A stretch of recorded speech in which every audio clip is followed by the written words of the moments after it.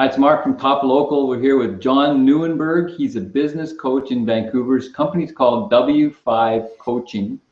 He specializes in the hard questions, and he's one of the best business coaches in North America. How you doing, John? I'm doing great. Thanks very much, Mark. So, and answers, I might add. We're going to talk about, do you have a system for starting with new clients, and why does it matter? Yeah. You know, I've been talking to a few of my clients this week about that question. If you're in a professional service practice, and what I mean by that are law practices, engineering, and accounting, those are the common ones we think about. But what about other practices? Business coaching is another professional practice. If you're a health practitioner, physiotherapist, acupuncturist, those kinds of things. Your business, you know, as someone who provides the kind of services you do, we all start clients for a long-term relationship, and the process of getting our clients introduced to our company, our business, and introduced to how we want to do business with them is a critical part. Getting off on the right foot is basically the message here. How do you want to make sure you get off on the right foot?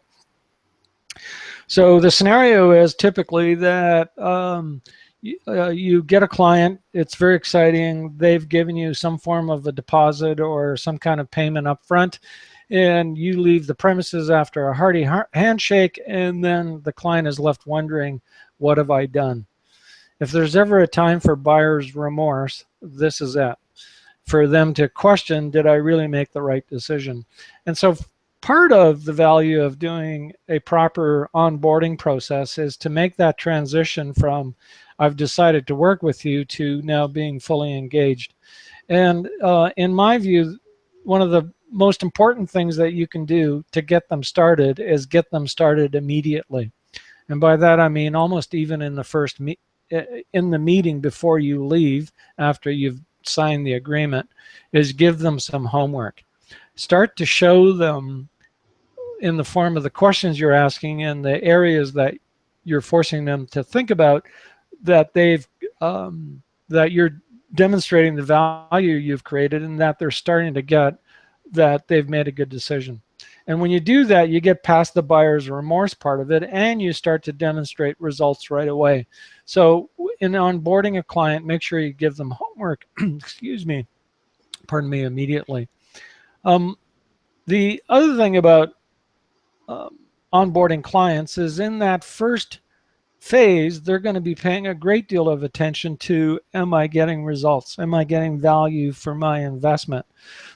And so you want to not avoid that question, but be very proactive and explicit in saying to the client something like, what would have to happen so that you'd feel good about the investment? So that you proactively canvass with the client what they deem to be valuable, and that you have a scope question about that, so that you know, managing expectations is a big part of starting off the client with a successful start.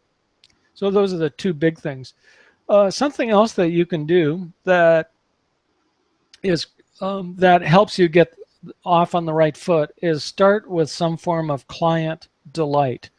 What can you do? What kind of gift? What kind of acknowledgement? What kind of ceremony? What kind of surprise can you offer your client that gets them to appreciate that you've generated value immediately?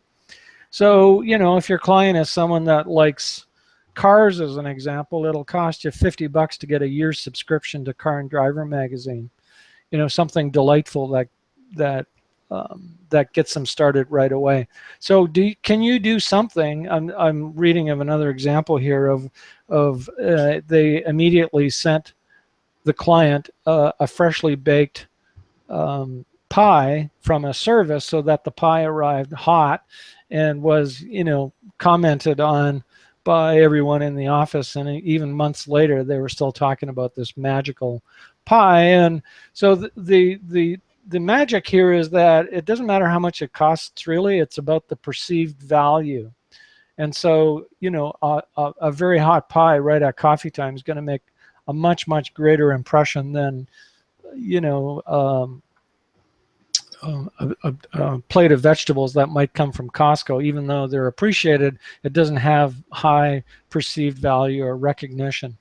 So my question for you is this: do you have a system and a process that helps you transition a client from starting with you, helps them get engaged in the process quickly, to establish, get past buyer's remorse, to establish value, and to win their loyalty or their commitment to want to continue to work with you? If you've got a system, great. If not, you're leaving a great opportunity on the table. So if you need this kind of insight to grow your business, this is a good guy to call. John Nieuwenburg. He works right across, well, actually around the world. Check out his website, w5coaching.com, or give him an email, john@w5coaching.com. Thanks, John. Thank you, Mark. Pleasure.